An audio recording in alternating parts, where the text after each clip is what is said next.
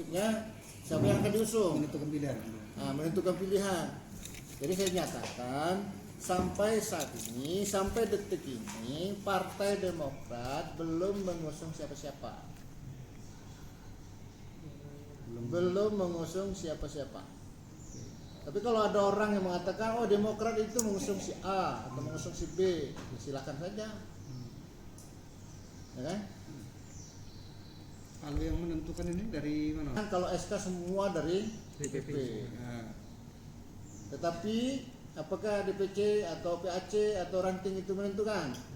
Ya, kami hanya memberikan masukan-masukan kepada pengambil keputusan, yaitu DPP.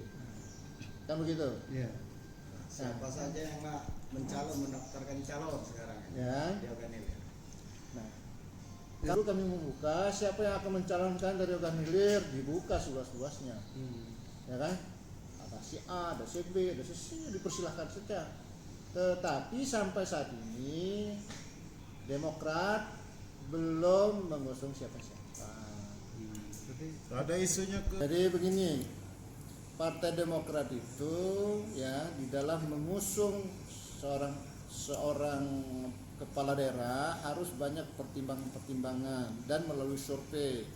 Pertimbangannya satu dari masyarakat ya melalui ranting-ranting. Yang kedua dari PAC, yang ketiga dari DPC, yang keempat dari DPD, semua diambil. Yang kelima dari survei, kemudian baru pengambilan keputusan.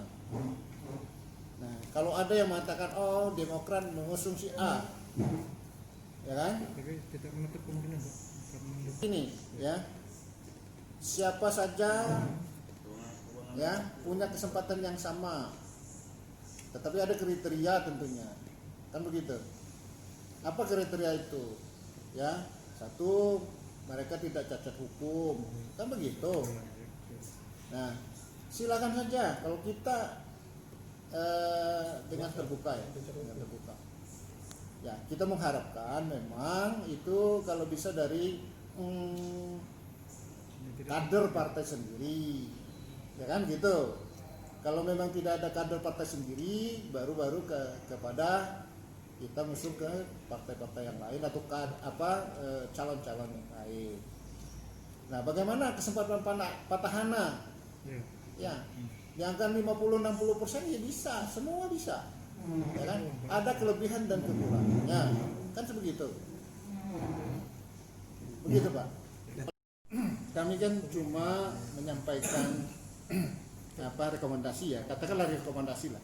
Kalau dari Partai Demokrat yang memutuskan DPP, kami sudah menyampaikan hal-hal seperti itu, dan itu bukan pembicaraan cuma sampai lokal gitu kan, itu sudah di nasional. Dalam arti kata seseorang dulu pernah menjabat kemudian dia diberhentikan dengan tidak hormat gitu ya, karena dia kedapatan memakai narkoba, kemudian diberhentikan gitu kan. Nah, kemudian mau calonkan di Partai Demokrat. Ya, kalau penafsiran kita ya, ini kita ya sebagai politikus ya, atau sebagai orang yang memimpin partai di Organilir ya.